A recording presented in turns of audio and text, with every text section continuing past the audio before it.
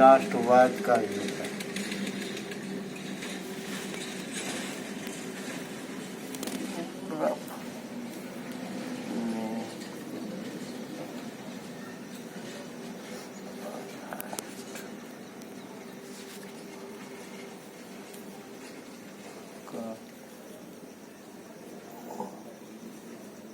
उदय, ठीक है। Good morning बच्चों। पिछले दिन आपको यह बताया गया था कि यूरोप का राष्ट्रवाद का विकास कैसे हुआ। यूरोप के राष्ट्रवाद के विकास में फ्रांस की क्रांति से होकर इटली और जर्मनी और इटली के एकीकरण तक आपको इस पाठ में पढ़ाना था, जिसमें आपको जर्मनी के एकीकरण तक पढ़ाया गया था। आपको यह बताया गया था कि 1871 ईस्वी में जर्मनी का एकीकरण का कार्य पूरा हुआ और वहाँ के संपूर्ण जर्मनी के शासक विलियम प्रथम को घोषित किया गया। 1871 ईस्वी को एक समारोह के माध्यम से जो है उन्हें संपूर्ण जर्मनी का जो है विलियम प्रथम को शासक घोषित किया गया।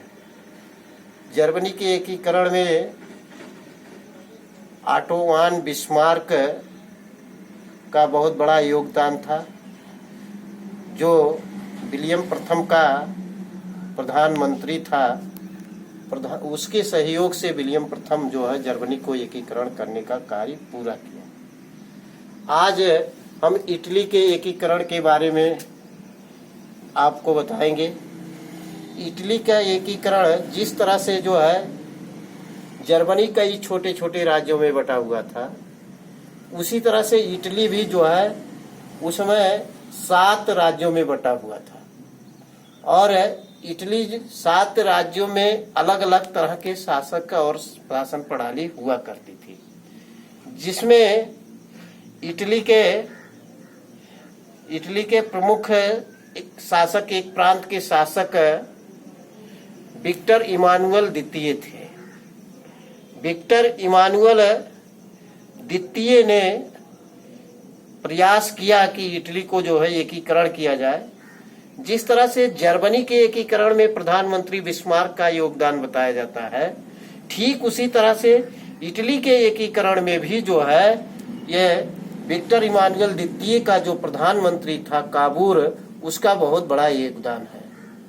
जो यह छोटे छोटे 7 राज्य थे, उसमें पहला लोमार्डी था,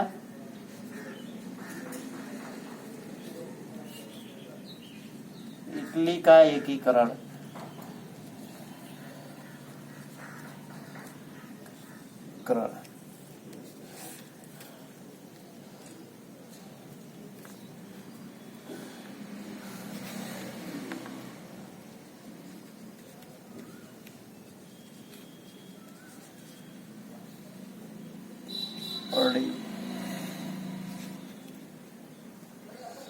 दूसरा मध्य इटली,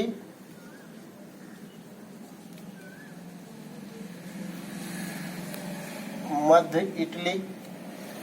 तीसरा दक्षिणी इटली।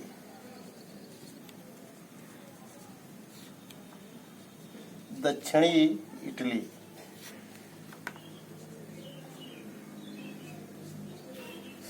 चौथा सिसिली।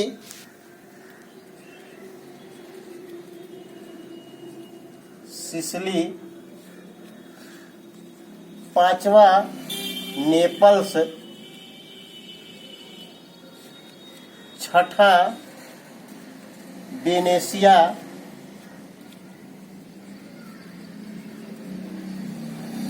सातवां रोम। तो इस तरह से इटली जो है ये छोटे छोटे 7 राज्यों में बटा हुआ था। इटली के एकीकरण का विक्टर इमानुएल द्वितीय ने जब कार्यक्रम चलाया, तो विक्टर इमानुएल द्वितीय ने सर्वप्रथम जो है लोमार्डी को जो है यानी कि लोमाड़ी पर अपना अधिकार किया। 1859 ईस्वी में लोमाड़ी पर अधिकार।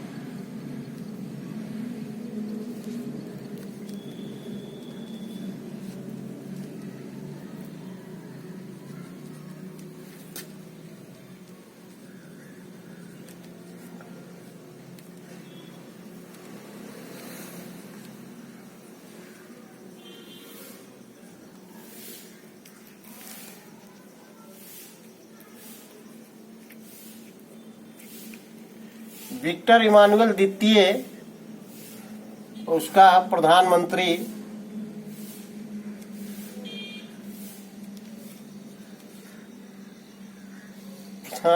काबूर। इन विक्टर इमानुएल द्वितीय प्रधानमंत्री काबूर की सहायता से जो है 1859 ईस्वी में लोमाड़ी को विलय किया गया। इटली के एकीकरण में अगर हम देखते हैं तो इटली का एकीकरण 5 चरणों में हुआ है। तो प्रथम चरण में जो है ये लोमाड़ी का विलय हुआ 1859 में। दूसरे चरण में मध्य इटली और दक्षिणी इटली 1860 ईस्वी में 1860 ईस्वी में विलय हुआ। और तीसरे चरण में जो है सिसिली और नेपल्स,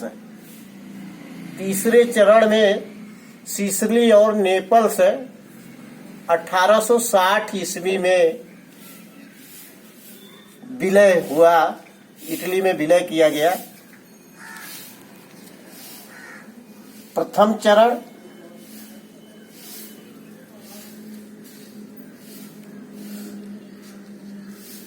द्वितीय चरण,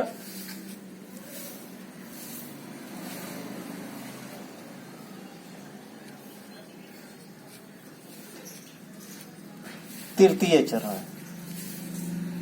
इस तरह से आपको बताया गया कि प्रथम चरण में लोमाड़ी पर विलय किया गया। द्वितीय चरण में 1860 ईस्वी में मध्य इटली दक्षिणी इटली पर विलय किया गया। तृतीय चरण में 1860 ईस्वी में ही जो है सिसिली और नेपल्स पर यानी कि विलय प्राप्त किया गया। इसके बाद शेष वेनेशिया और रोम बचते हैं। तो वेनेशिया और रोम को विलय करने के पूर्व जो है प्रधानमंत्री काबूर की मृत्यु हो गई। 1800 प्रधानमंत्री की मृत्यु हो जाने के बाद सारा जो है इटली के एकीकरण का उत्तरदायित्व जो है विक्टर इमानुएल द्वितीय पर आ गया। और इस तरह से विक्टर इमानुएल द्वितीय जो है वेनेशिया और रोम को जो है इटली में मिलाने का प्रयास करने लगा। 1861 ईस्वी में जर्मनी का सम्राट जर्मनी का सम्राट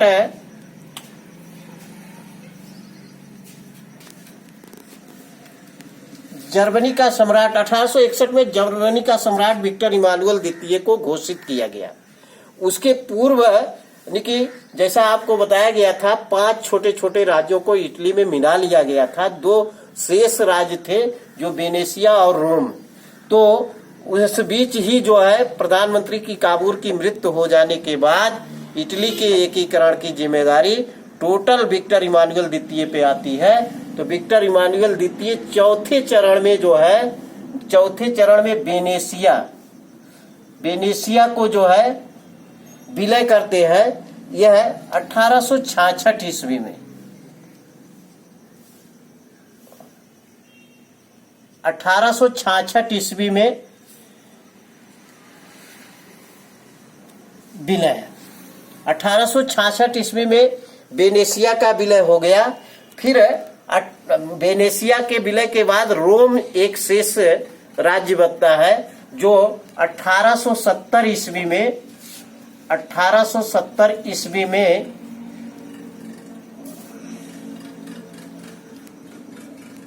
1870 ईस्वी में रोम का भी विलय कर लिया गया। इस तरह तक आप देखते हैं कि 1870 ईस्वी तक यानी कि संपूर्ण इटली को जो है एक राष्ट्र के रूप में निर्माण कर दिया गया था। इटली के एकीकरण के बारे में आपको बताया गया। आगे ब्रिटेन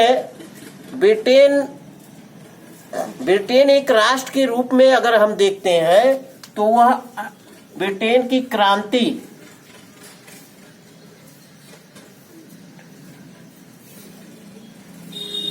ब्रिटेन एक राष्ट्र के रूप में सन 1688 ईस्वी में ही दिखाई पड़ रहा था।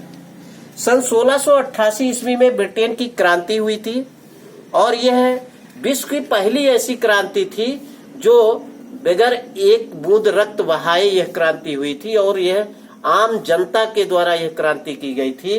तो इसे शानदार क्रांति, महान क्रांति आदि नामों से जाना जाता है।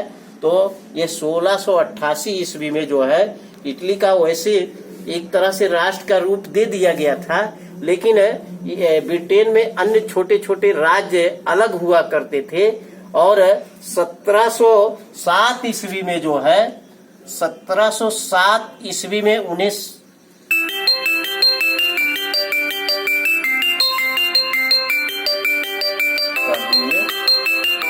हमारे पास है 1707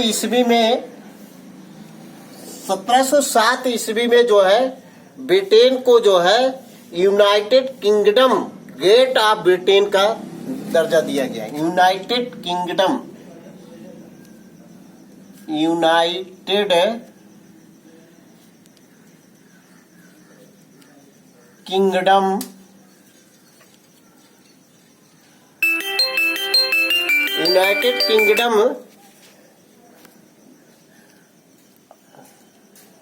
ग्रेट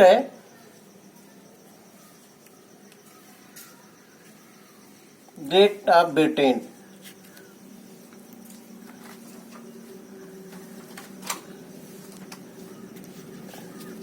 सत्रह सौ सात ईस्वी में यूनाइटेड किंगडम ऑफ ग्रेट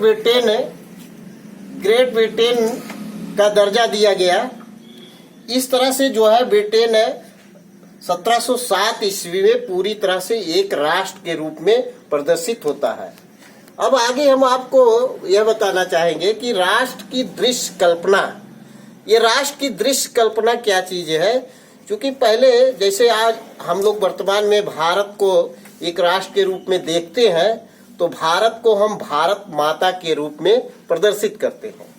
तो यह भारत माता की जो एक छवि बनाई जाती है, एक महिला की छवि के रूप में प्रदर्शित किया जाता है।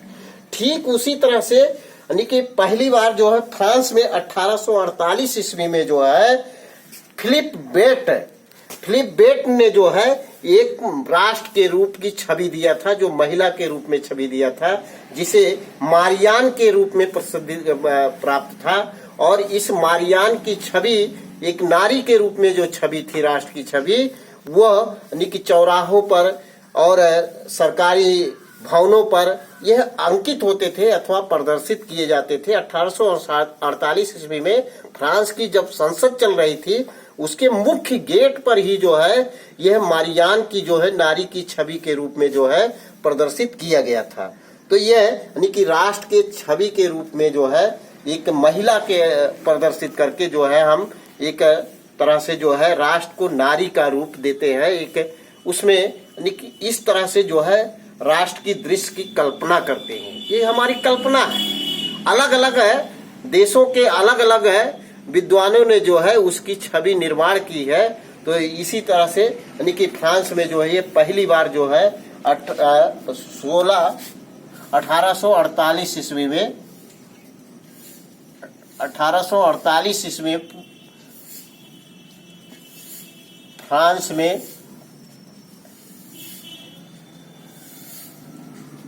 नारी के छवि में राष्ट्र को प्रदर्शित किया गया।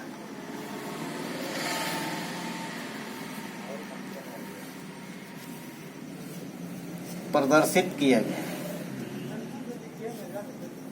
इस तरह से जो है निकी 1848 में, और धीरे धीरे अन्य राष्ट्रों में भी जो है यह नारी के छवि के रूप में प्रस्तुत किया जाने लगा।